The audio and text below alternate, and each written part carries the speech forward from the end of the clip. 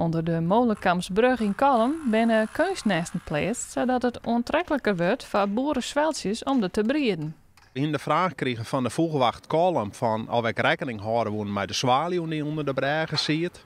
In de oude situatie kon die direct onder nestelen. Nou, dat verzoek wil ik mij werken en daardoor brengen we nou in samenwerking met de vogelwacht ik nestkastjes om, zodat de zwaluw aan onder de bregen weer een mooi plakje heeft.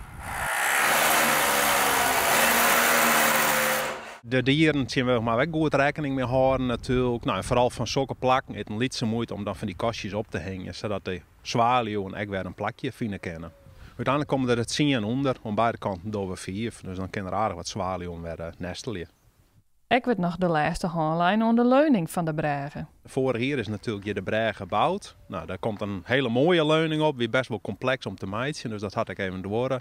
Maar ze zijn nu aan het passen en het meten, zodat er uit naar de koter kan en dan met 2 weken dan komt het er definitief op en dan is de breg eindelijk klaar.